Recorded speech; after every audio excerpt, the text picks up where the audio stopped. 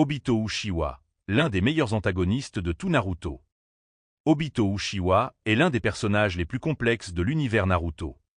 Passant du statut de jeune ninja idéaliste à celui de principal antagoniste de la 4e Grande Guerre Ninja, son histoire est marquée par la souffrance, la manipulation et une quête désespérée de paix.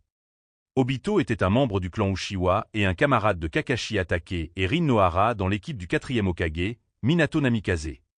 Sa vie bascula lors d'une mission où il fut laissé pour mort après avoir sauvé Kakashi.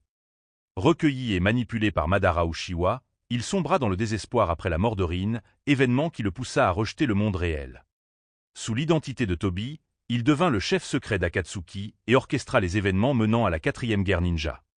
Obito possédait des capacités uniques, combinant le pouvoir du Sharingan, du Rinnegan et des cellules de Hashirama Senju.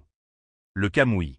Grâce à son Mangekyo Sharingan, il pouvait se téléporter dans une autre dimension, devenant intangible. Cette technique lui permettait d'éviter presque toutes les attaques. Le Mokuton. Après avoir reçu des cellules de Hashirama, il peut utiliser des techniques de bois, comme la création de racines ou de structures végétales pour piéger ses ennemis. Le Rinnegan. L'invocation de la statue Gedo-Mazo, l'attraction et la répulsion céleste. Le contrôle des bijoux. Il pouvait manipuler les démons à queue grâce au Rinnegan et à ses capacités Uchiwa.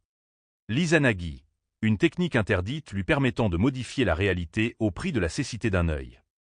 Obito fut l'un des antagonistes les plus influents de l'histoire. Il manipula Nagato et Itachi, influençant les événements tragiques de Naruto. Il déclencha la 4e guerre ninja dans le but d'activer les arcanes lunaires infinis, un sortilège destiné à plonger l'humanité dans une illusion éternelle. Malgré sa cruauté, il conserva une part d'humanité, révélée lors de sa rédemption finale. Obito retrouva ses convictions perdues. Il se sacrifia pour les aider, reconnaissant que ses méthodes étaient erronées. Sa mort fut à la fois tragique et libératrice, marquant la fin d'un homme brisé par la douleur. Obito Uchiwa reste un personnage profond, dont l'histoire illustre comment la souffrance peut corrompre même les plus nobles intentions.